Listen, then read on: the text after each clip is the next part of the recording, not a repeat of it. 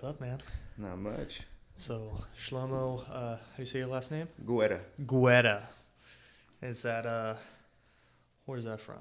It's Italian. Italian. Yeah, on my dad's side, it's Italian. Nice, dude. Mm-hmm. So, where are you from? I know you're down south somewhere. Yeah, the San Fernando Valley. Yeah. Yeah, that's where I grew up. I lived in Israel for 4 years before actually moving back to the States. So it was actually a weird culture shock. Yeah. You Like remember jumping anything back and about forth. it? I remember living in Israel for a little bit, very small, like little things I remember. Living at my grandma's place, when we were living there, my dad was in the military still. So when we go back and forth from America and Israel. Yeah. But I was in Israel for 4 years. While we were out there, I remember like living in our place, and my dad would be going back and forth from the military because he was a captain when he served initially. So when you go back, In the Israeli army? yeah. So what happens is when you're in a high position in the military, when you go back, you have to serve a small portion. I believe it's like another year or two, where you serve like 2 months on, 3 months off, something like that. And So what you're doing is reserve kind of deal. pretty much, and Yeah. you're doing training, like you're getting guys ready for the fight, like things like that. And so, how old were you when you landed in the States? When we came back, Yeah, I was about 6 years old. So, like first grade? Yeah. Kindergarten, Yeah. first grade? Yeah. I somewhere remember around. that was weird transition, super weird. Nobody knew what I was saying. I didn't know any English. Yeah. No English? No English. I was speaking Hebrew with everybody, and people were looking at me. Because Hebrew, at the time, like, people didn't really know, like, Hebrew. They didn't hear it all the time. You know, they heard Spanish. They heard, whatever. Mostly Spanish from the area. Completely alien. Yeah, so people were looking at me like I was an alien, like I just came from the sky. So how long did it take you to kind of pick up on English? It took me a little bit of time, maybe like another like 3 years. I remember taking classes and learning the transition from English to Hebrew. It was kind of weird, but eventually I got it. But I still like grew up almost like a foreigner. Like things that like people were used to like growing up with that were like in America, they would say to me, and I'd be like, I have no idea what that is. You know, I can't even really think about it right now. But like there were like just certain situations like going like culturally. Yeah, exactly. Like included. hot dogs and burgers in a barbecue. I was like, that's like I'm going to like my friends that I made there, like to their barbecues, and I'm like, where's the kebab? You got no hummus? And they're looking at me like, what? What kind of barbecues do you go to? And I'm like, so even small things like that. It was very like over the years I started to like pick up on those things. Yeah. When did you get a cell phone? Like when were you exposed to the internet? I remember Did in that middle help you school. like Americanize faster? Yeah, what really helped me was music, listening to music. Oh yeah, totally. Oh man, I was super into music, but because growing up I was always dancing, and I did like choreography dancing, so like listening to music really helped. Especially helped like ease things. You know, it was like that was like something I can start a conversation with. You know, being younger. Because I didn't really know too much about like American culture growing up, because I was so even in America, my parents, like my dad on Friday nights wouldn't let me go out with my friends because it was Shabbat, and we'd have to all the family would be together, and we'd be doing Shabbat dinner together. So there were like certain things that I didn't even know about, like going out Friday nights to go party with your friends. Like I didn't really do that too much until I came out of high school even. So it was like it was a super weird transition. Yeah. And did you play sports and stuff as a kid? I tried. My parents were a little, I'd say like protective. Yeah, sheltered you a little bit. Yeah, they didn't. I remember when I was younger, I was like 15 at the time, and that was around the time I started making some like closer friends that like were into martial arts, and I was always into like martial arts films, and since doing choreography, being able to like watch the films wasn't hard for me to pick up on the technique, right, and just kind of figure out myself, you know, the movements, yeah, and things like that. crosses language, pretty much. Yeah. So that was around the time I started falling in love with like martial arts, because I made a friend. He was from the Philippines, and his background was all martial arts, and he fought in Hawaii. And before I even like met him, you know, like 12 years old, fighting in Hawaii, you know, fighting amateur fights. fighting against grown men. Mm-hmm. It was a weird. I remember watching UFC, and he was actually friends with my brother at the time. He came inside my room and saw me watching the fights, and ended up just sitting next to me, and we started talking.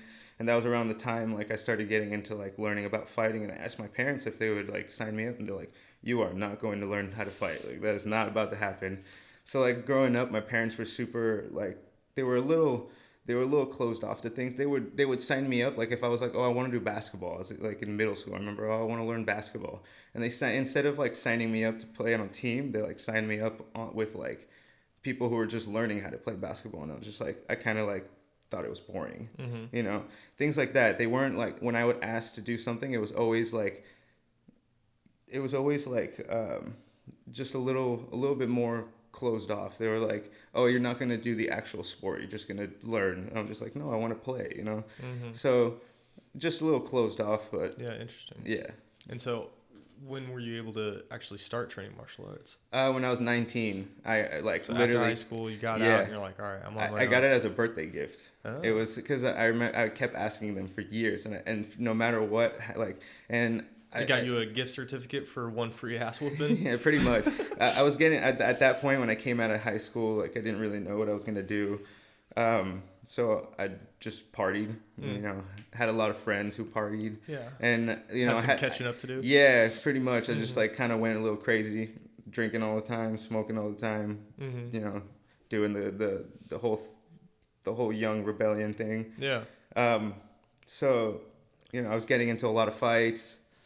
It was mostly, the friends that I was starting to put around. Yeah. Because it was actually, my younger brother he's the type of person who's more protective over like me and himself and things like that. Like if somebody was to try to fight me, he was the one who would jump up and be ready to fight.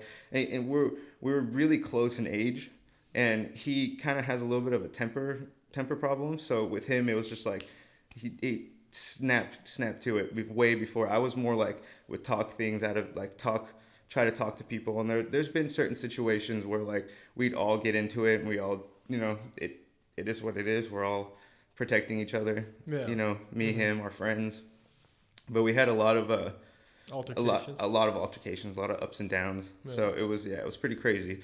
But starting martial arts really helped me like come into myself. Like kind of learn who I am, kind of build some confidence in myself to become like, just pretty much to like to have a regular life even. Yeah. Because before that I didn't know anything. I came out of high school. Build the self-esteem so you can walk around like a normal person. Yeah, and that was around the time where I really started to like work, like find jobs and actually put the effort into like keeping the job and doing the job. It was only because before that, everything I knew was just party. Yeah. When I was younger, I grew up a little sheltered. I had, my parents are amazing. They've always been there for me. But I did grow up just a little sheltered. Right. They were like super overprotective. And then at one point, my parents did split up, and I stayed with my mom, and my brother went with my dad. Yeah, that's rough. So it was that was later. That was like towards the end. So my younger sisters, they kind of went through it in a young age, but me and my brother were kind of older, so we kind of knew what was going on, and we knew that that whatever they were going through was unhealthy. So them, separating wasn't necessarily a bad thing. They were always good co-parents, so we never really had an issue with that. Yeah, that's good. Yeah, so. And then that was around the time where I really started to train hard. It was, I started to become so you're like more 20, 21? Yeah, I was like, yeah, exactly. I was around that was around the age, 21 exactly. And around that time is when I really started to train a lot harder. Because before that, even while I started to train, it was more just for like the self-esteem and learning how to protect myself. And then later on, when I started to train hard, that was around that time where I started to build more confidence, start to really become myself, have more of like a character. I felt that was around that time where like I really knew like this is what I want to do. Was this Muay Thai strictly? Yeah, so when I first started off, I was doing everything. I started with MMA, but I never felt confident in all the aspects of mixed martial arts. I was doing a lot of a lot of kickboxing, boxing, jiu-jitsu. I was trying to do everything at one time, but I couldn't pick up on it. And my friends had already taken time out to learn different styles, different aspects. Right. Like, you know, I had my buddy who I met who had already been doing like judo and kickboxing and jiu-jitsu, and you know, he was already a blue belt, he was already a high level, you know, grappler. He wrestled in high school and then started, you know, training MMA again. He, you know, pretty well rounded. I got my friend who he trained for like a year in boxing, and you know, all these different aspects. He wrestled in high school too, so I kind of was just like learning whatever they were picking up pieces. Yeah, I was just picking up small pieces outside of you know, before training, like outside of high school when we get into fights, whatever. And then later on, when I really started to train, I started to take some time out and just like learn the different aspects of the martial arts. Yeah. You know, I started to learn boxing first. Yeah. I was like, all right, I need to get my hands down. I'm gonna just do boxing. Just did boxing for a couple of years, just boxing. And that was when my boxing coach actually found out that he'd realized that I was a southpaw, because for some reason my movements, I kept falling into a southpaw position and trying to jab off of that, but I had no combinations. I had no actual, like, I didn't train southpaw, so everything I knew was off orthodox. And he saw that, so he started you know, teaching me styles off of southpaw. Yeah. And that's where I started to pick up on, you know, my balance and my technique. And then I started meeting guys, you know, I started training with guys like Sean Yakubian and Travis Garlitz. These guys are like, you know, OGs. Sean Yakubian was a K1 champ. And that's where I really started to find my style. I trained with this guy who his name was Majid. He was Benny the Jet's like prodigy. Oh, so cool. like I started training a lot of kickboxing, Dutch style kickboxing, a little bit of traditional Muay Thai, but it was really like that K1 style. Right. You know, a lot of weird kicks, spinning back fist. You know, not very orthodox. You know, training with guys like Peter Sugarfoot Cunningham. I trained with him a couple times. A lot of my friends are actually training with him right now. I got a couple guys like that are fighting in the UFC. They got Bellator fighters.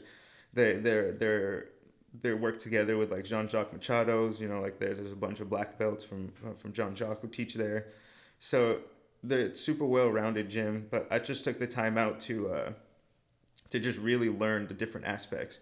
So I was training just boxing for a while, and then I started training the kickboxing and the Dutch style kickboxing, and then that's when I really fell in love with striking, and then that was all I did. You know, I was like, I'm not going to do jiu-jitsu for a while.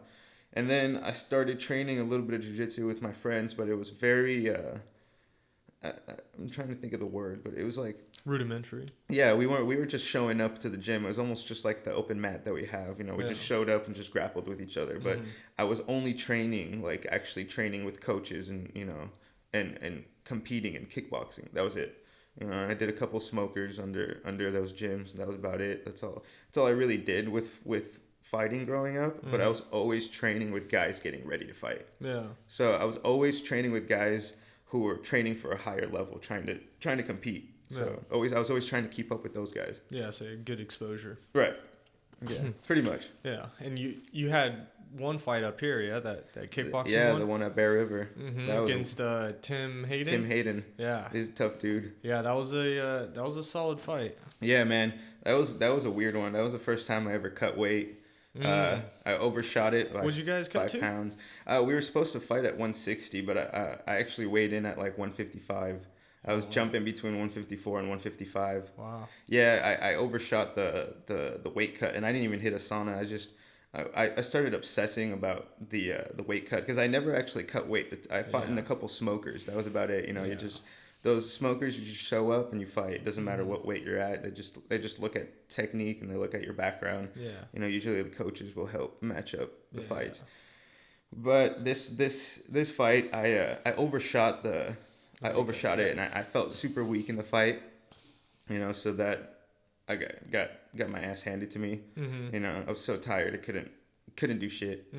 And so that's Tim's tough. Yeah, Tim's a tough dude, man. So that, you know, the combination of him being, you know, a tough guy and having that technique, and then me just being just so tired, It took all the energy out of me. And did you fight him before Ross or? Yeah, I fought him before Ross. And then Ross he fought Ross. Yeah, and then he fought Ross. Yeah. Yeah. Yeah, I remember watching that fight. That was solid. You would just because you have bad vision, you were waiting for him to hit you first before you tried to swing on him, and I was like, man, that's not a good game plan now. No, that was a really hard fight for me. I didn't really have enough training per se. I was trying to help you guys get ready for your guys' fights. There was no actual striking coach in the gym. I was the only striking coach at the time. So I was, trying to help you guys get ready. And then Alex was there helping me with my boxing. I felt super solid with my boxing, but I felt like extremely rusty with my Muay Thai, if that makes sense. Like my kickboxing, which is a completely different animal. Exactly. And when you're going into a kickboxing match, you gotta be prepared. And I was not prepared. Yeah, a lot of people don't realize that. Like when you switch an art, everything changes. Oh, the whole game changes. Game plans, the fight, the way it feels, the hits. Yeah, even though to like a normal person, like, oh, you're going from punches and you're just adding kicks. It's like, yeah, different movements. Yeah, in a placement sense. Of your feet, like in a sense, like you said, yeah. I mean, it kind of is, but no. Yeah, and so. You're striking coach for a while, and are you trying to get back in the ring? I am. I really want to. Now that we got the new coach is Brian. That guy, yeah. I don't know his last name. But. I don't know his last name either. But he's a legit guy. We worked with him, so we got to see firsthand how good he actually is. And I'm looking forward to train. Really put some time into just getting ready to fight. Now I can really focus on fighting and get some training underneath a guy who has that experience. So I'm looking forward to it. Yeah. This is going to be fun. So when are you trying to get back in the ring? Next year? Even sooner, man. I don't know. I think the next card up here is in November something. Okay. Yeah. That'd be like last year. Yeah, you fight Tim again. Yeah, I mean, that'd be cool. Also, that would be pretty cool, man. Yeah. I'd be down. Because you've sparred with him since, right? No, I haven't sparred with him. He's been up to the gym a couple times. Like I sparred with him once. Oh, no shit. No, I haven't been there when he's there. He hasn't told me that he was coming in or anything like that. Yeah, so I haven't gotten any work with him. Yeah, I mean, I'll be down to rematch him. That was a fun fight. I'm sure next time when I come in, you perfect your weight cut. Yeah, perfect my weight cut, and then he'll also have his experience from his past couple fights. So it'll be. I think it will just be at a closer matchup. It's gonna be fun. It would definitely be a fun match. Yeah, because when I sparred with him, it was very lightly, but I could just tell that you were more crafty with your punches. Yeah. And you could hit just as hard as he could. Right. So if you were ready, I think you could probably take him. Yeah. Yeah. Get him. I'm fucking down. Yeah, that would be fucking cool, man. Yeah. I'm down. Mm-hmm. So also. You're taking care of a kid right now, yeah? Yeah. Yeah, you want to get into that a little bit? And because that's something that legally a lot of people I can't really on. talk about it too much. If it's going to be like posted, online, I can't talk about that too much. But yeah, taking care of a kid. Yeah. Trying You're to be opening your home and your heart. Yeah. That's big. Yeah. And hopefully in the future I'll be able to talk about him more and you guys will know what's going on with it. But for now, still has to stay under wraps and yeah. Mm-hmm. Okay. Yeah. All right. What about work then? What else are you doing for work? I mean, I'm cooking at the co-op. Oh yeah, not a huge fan of that. No. Not. Yeah. Except for the popcorn tofu there is bomb. Oh, dude, I got you that recipe, bro. Yeah. I ain't tripping. It's fire. And so you're trying to find a new work, or is that kind of temporary till you can? I mean, right now that's where I'm at. It's not. I wouldn't say it's the worst job. Yeah. But there's just there's a lot of things that they could work on that they don't work on, and management style. Yeah, they're just like they. I think they can use some management skills classes. Yeah. I'm not saying that they're like bad people or anything. I just don't think they really know what they're doing. Yeah, that's about it. Wait, do you want to keep cooking like in the future? I'm not the biggest fan of cooking like customer service. Some people really take advantage of that, and. The thing is, working at the co-op, especially in Eureka, we get a lot of customers that don't really cook for themselves, so they don't understand what goes into the process. And we're cooking, or everything is organic and made from scratch. Like literally, our dough is even made from scratch. Everything we make from scratch. Cinnamon rolls, everything scratch. we're all doing that together. And the thing is, if a rush comes in and a customer comes in and all of a sudden the rush hits, before they show up, and there's like, they've cleaned this out, but we're working on, trying to refill it. They get upset. They think that like we have things that we're just pulling out of like a freezer and just throwing it into like a giant microwave or something like that. Yeah, because that's how they cook their food. Exactly. So we're cutting everything by hand. We don't have machines that we're just throwing it in. So it takes time. It's a whole process, and we're cooking like hundreds of pounds of food at a time. So it's not like it's going to take 5 minutes. It takes time. People come in, they want something specific in the hot bar, and it's run out, and they're like, "Oh, I want it now," and it's like, well, it's going to come out in about 15 minutes. We literally have no control over it. Yeah. Yeah, it's not the Amazon of food over here. But that would be cool. Yeah. That would make everyone's job easier. Yeah. Just throwing stuff into a giant microwave. Yeah. That shit. So what else are you trying to do then? You want to fight? I really want to pro fight. Yeah, definitely. I want to get to pro kickboxing. I think MMA would just be something fun for me. Yeah. I don't know. I'm not really like thinking, hey, I'm trying to get to the UFC. What I'm really looking for, I really want to get into like Glory, doing some like WCK Muay Thai, getting some WBC titles. I really want to get into that. I know I'm a little bit later. Where do they have those tournaments at? WCK, they have those down south. Literally, like they have them all the time where I'm from. Okay. I got a bunch of friends who fight. Glory is that stateside as well? Glory, I think they have. That's all over the world. That's they're on it's kind of like UFC Fight Pass. They're on Fight Pass, so you can watch the Glory fights on UFC Fight Pass if you have the app. Yeah, I'm trying to. They're all over. Lion Fights. That's like a Muay Thai organization, Full Rules Muay Thai. They got a bunch of really good. What's the money like over in that?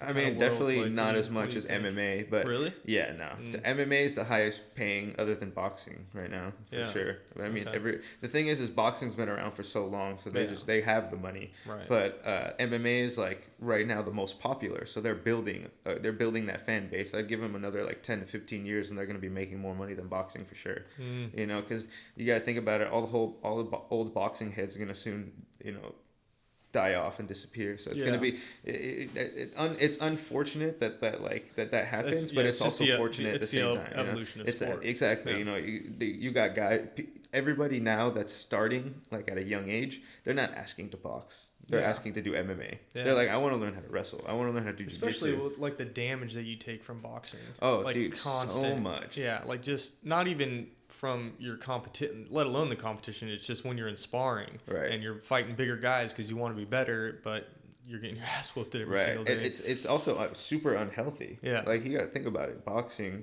you got way less cuts. You're fighting with bigger gloves. You got way less cuts. You're not hitting with bone. You're hitting with like pad. Like pads the whole time. Yeah. So it's just brain damage. Like I think it's worse. With every than punch, football. You're getting even more dehydrated as well. Yeah. Your brain is getting rattled around. I actually think like this new sport, the bare knuckle boxing. I think that's going to be something awesome. Big too. Yeah. Because that's how. Guys are getting split, in the beginning of the rounds, and they're not making them 12 rounds. It's 3-minute rounds, I think, something like that. And it's like they just want these guys to fucking scrap it out. And if there's like giant cuts and stuff like that, they're cool with that. And I think which is coincidentally, awesome. Well, I don't know about coincidentally, but. Oddly, it's probably one of the safest out of all the combat sports. It's the most brutal, but definitely the safest because you're just hitting bone to bone. And you got to think about it. Your hands are gonna break. The bones in your head are way harder than the bones in your hands. So you're hitting someone's head. Yeah, you're punching somebody in the forehead. Your hand breaks. If you imagine you do that within the first minute of the round, like.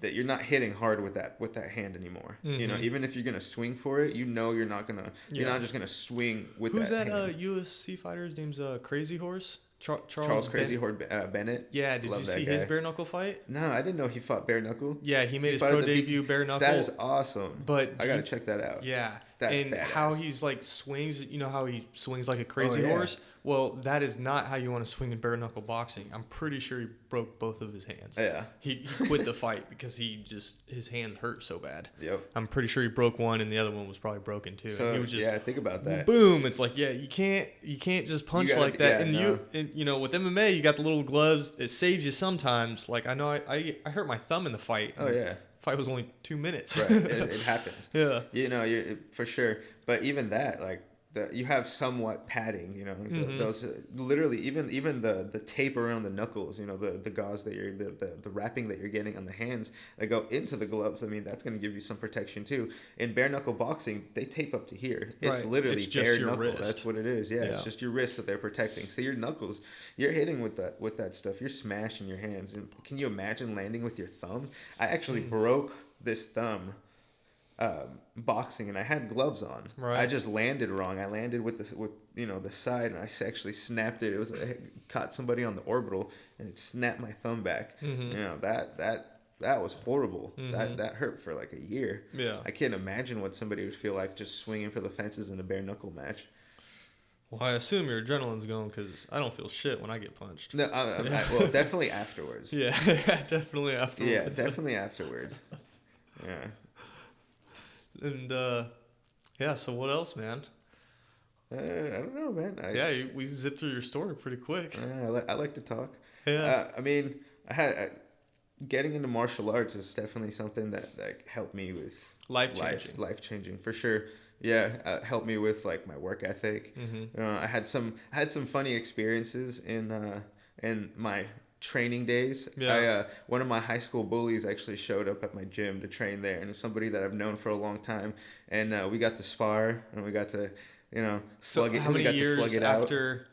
It was like maybe like two or 3 years after, and he walks in and you're like, yeah, I was like, this is sweet. And I remember my coach had no idea like our backstory, and was just like, all right. I want that guy. And he had boxing experience, so he knew how to throw a punch, and like, I mean, did he recognize you? Oh hell yeah, he recognized me. And the thing is, how I told you my brother was one of those kids that just was like hot-headed snap. Yeah, like my brother was one of those kids that was just like, was kind of scared him a little bit, like, and they ended up becoming friends at the time, and then he showed up at my gym, and I was kind of like, all right, cool, now it's my turn, now I get to put a little bit of fear in him, and it was cool, man. We slugged it out. I was a lot bigger than him at the time, and I had pretty much come into myself, and I had the technique, and we slugged it out, and after that we were cool. We started partying with each other. We hung out. We've been in like street fights against other people, like, we've backed each other up. We're super cool now. So it's chill. The I guess like the dynamics of it. We evolved. We got past that, or at least I was able to get past the bullying. And I that's another thing. Like nowadays, when you hear bullying, I feel like that's just harassment. Right.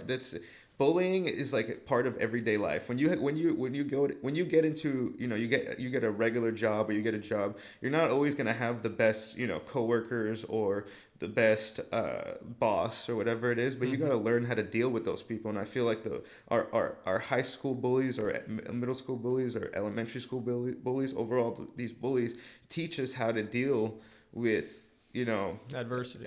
I mean, you get into a job, you have a shitty boss, but it's a great job. Are you just gonna quit the job because you have a shitty boss? No, you learn how to deal with that. I mean, I do, but you know what I mean? Yeah, no, totally. The people that get bullied and the people that are the bully, they oftentimes have a lot more in common than they think. Right. It's just that bully, for whatever reason, whether he has bad parenting at home or some outside factor affected him, he now is starting to pick on people as like a release. Right. But it doesn't mean that they're a bad person. Right. And generally, they'll grow out of it. They'll grow up, go to a gym, get their ass whooped, and be like, oh. Yeah, maybe I shouldn't have done that. No, you set them straight. No, not me. I mean, like, I'm saying it from the bully standpoint. Oh, like, yeah. Like maybe he thought maybe he shouldn't have picked on exactly. him, you know what I mean? Exactly. Yeah. So that was a cool experience, and I just felt like those experiences, that sometimes it helps people grow up. You learn how to deal with adversity.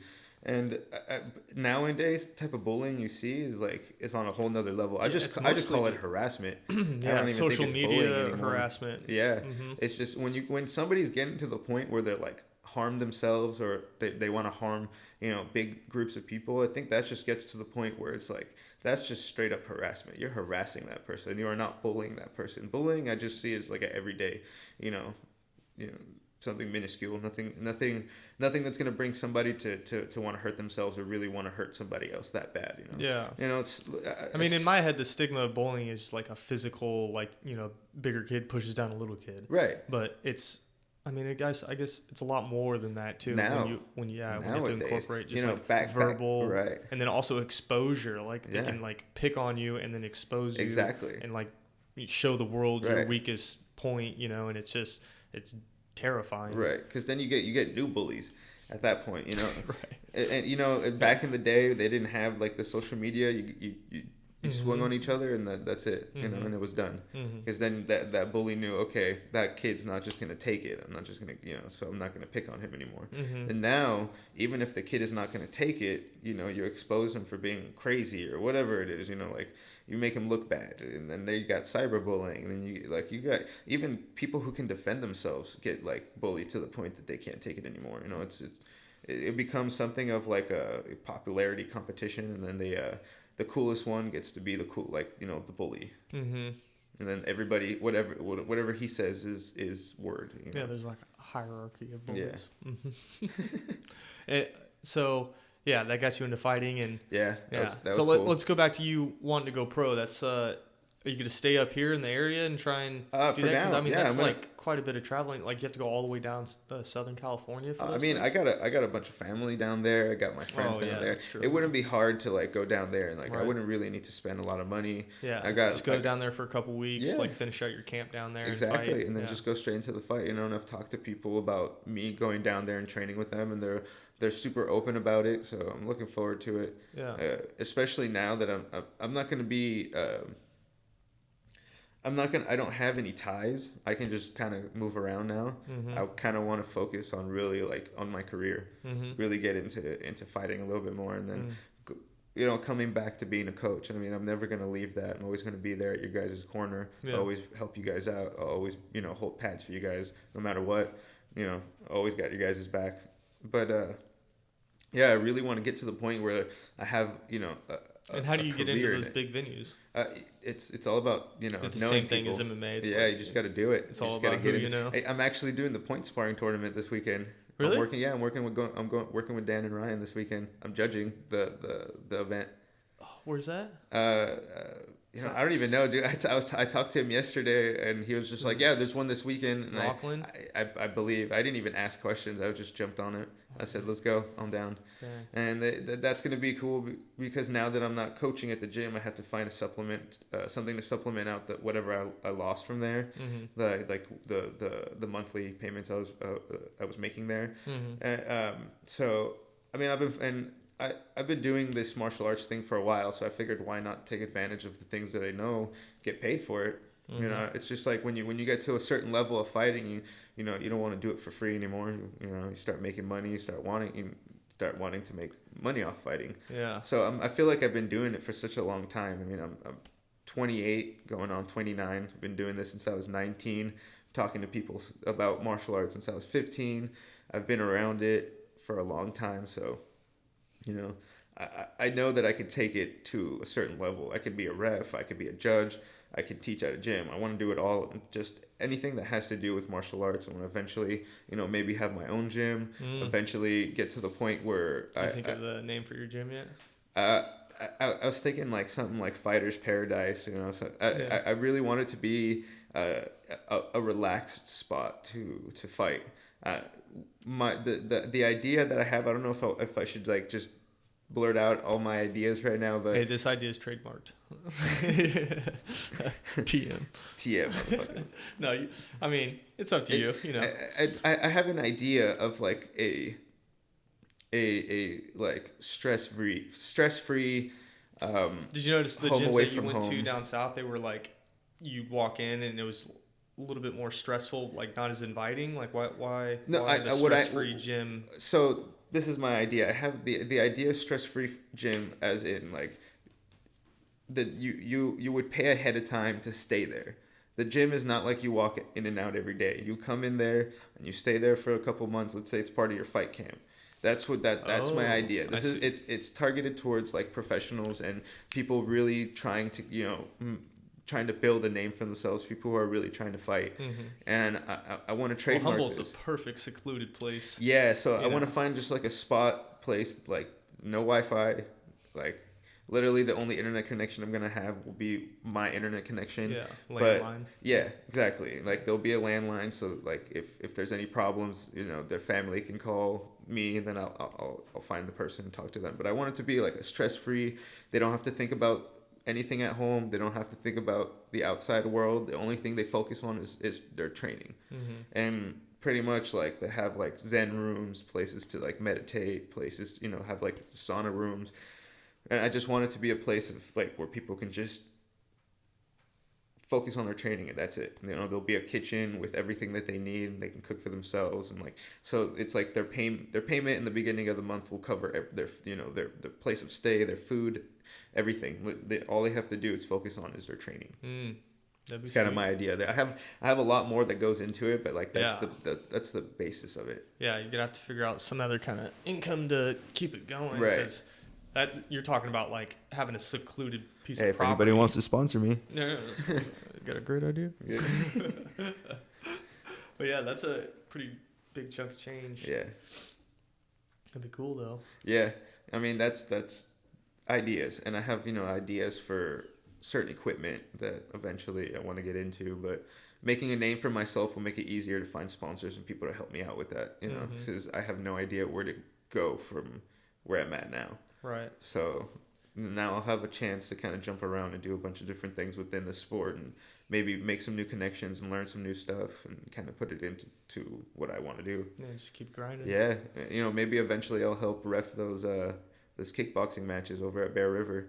Hey, if I'm going to be working for the point sparring tournament and reffing those, I mean, I'll pick up some, you know, some things along the way, and possibly talk to Brian about me reffing the kickboxing matches. I feel like George, don't get me wrong, is a great ref. Yeah, I mean, he needs a break too. Like reffing 12 fights in a row, right? You know. Yeah, and I mean, like if I could be there and help him out, we can like be switching through the fights and stuff like that. You know, getting a couple more refs, and that can also help with you know, making those decisions. You know, he's not gonna have people pointing just the finger at him. You know, I'll be there to take some of the load off, I guess. You know.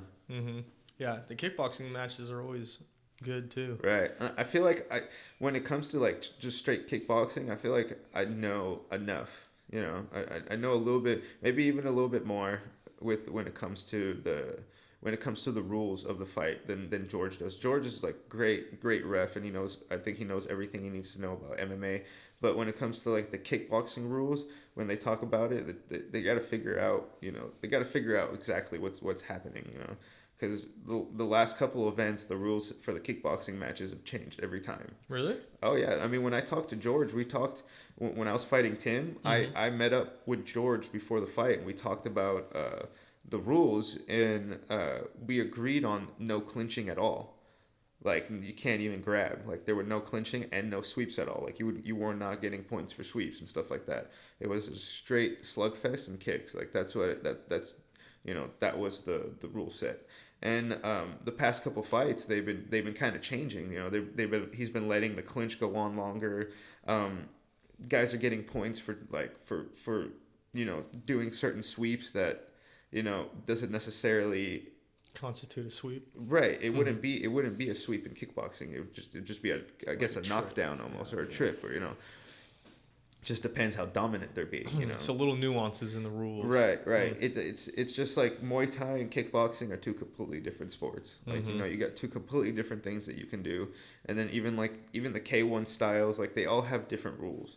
So I feel like I'm a little bit more like, cause I'm a fan, like a fanatic. I'm a fan of like the kickboxing. Like, that's something that I just went and did, where he was, you know, the wrestling and jiu-jitsu and MMA, and like he really got into that. Like, I feel like I could be a good asset when it comes to the kickboxing, being reffing the kickboxing matches, because I'm super aware of what's going on. You know, when I was watching the last matches, there was with Tim and I forgot his last name. His name's Grant Paulin. Right. I actually went to high school with him. Oh, no shit. Yeah, that's funny. That's funny.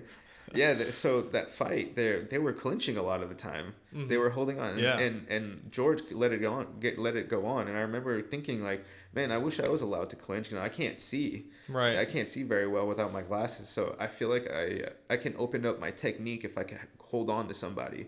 So that way they can stay where it's comfortable for me. Mm-hmm. But doing the kickboxing, I was only training for kickboxing, so I thought that was going to be the rule set. Yeah, a little difference. I would have been doing a lot more clinch and stuff like that if I knew he was going to allow that. Mm-hmm. So, but it is what it is. Yeah, I think and I mean it's growing. It's a new event that they're holding at Bear River, so it's going to grow. Yeah, you could also go out to the Reading ones too. Yeah, that'd be pretty cool. Kickboxing, because I know over there they were wanting Brian to have like 2 refs. Minimum, just they could like do every other one, or so they get breaks and stuff. Right. But I'm not sure. I didn't go to that Reading one. Was there more than one ref? You know what? I didn't really pay too much attention because I was in the back most of the time. Okay. Helping the guys get ready. Yeah. Oh, so, you met Nate Diaz. Yeah, that was pretty cool. Fuck he's a cool ass dude. Yeah. Hell yeah. Was he pretty friendly with everyone, taking photos? Yeah. He's a super cool dude. He didn't get mad at nobody. He's pretty quiet, I would say. Well, yeah. He just says like, yeah, cool. That's all right. We had some mutual friends. There's a guy I knew from my area who's friends with him that hang out all the time. He's always sending me pictures of them hanging out and stuff. He's older than me. He's friends with like people in my family, and like my buddy who I actually trained martial arts with. His older brother went to high school with Nate's homeboy. So.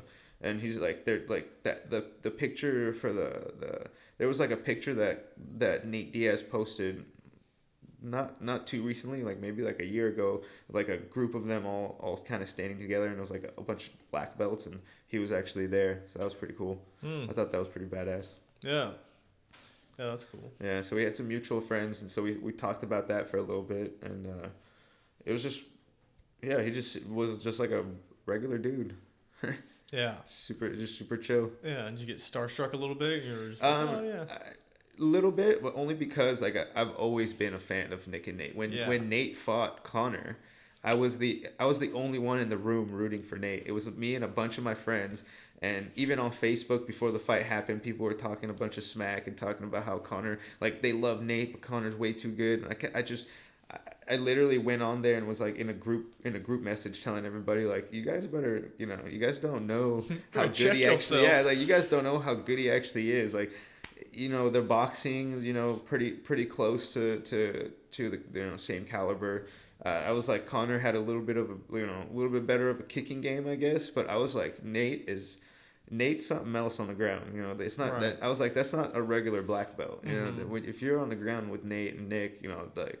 It's not gonna be fun. You got to be really, really good. His ability to take a punch is just unheard of. Oh man, just stand right in front of you. I think that's what really works for them. Like they could take these punches and they just keep going, and then if you try to take him down, they just make you pay for it. And I remember telling everybody in the Facebook group message, like, hey, if it goes down to the ground, just know he's getting choked out. Like, and sure enough, that's what happened. And I remember when it happened, I was running around the room with my hands up, talking shit to everybody. I was like, "Where's my money?" Because everybody was everyone put their money against my money, and I was just like, "All right, come on, give me my money." That was pretty cool. Yeah. So who's he supposed to fight next? Masvidal. No, he just fought Pettis and Right, he's gonna be fighting Masvidal. That's gonna. I think overall that's gonna be the best fight of the year. Like. When you hear Nate talk about who he wants to fight, he doesn't care about fighting champions. He just wants the money fight. He wants to put on a show. So he wants to go after the guy who's doing it right now. That's why he called out Conor, because Conor's talking all this shit, saying that he's the best. Everyone's eyes are on Conor, and Nate came out and was like, taking everything I worked for. So he came out, took it back. And now he's coming back. Honestly, I think Nate at 170 is a savage. Yeah, I think he's way more durable at 170, and it's not like he's a small dude. That guy's tall. Yeah, he can carry that weight, you know, and he's been training at that weight class. He's a bigger dude. He's getting older. You know, jumping up in a weight class, I think is super smart.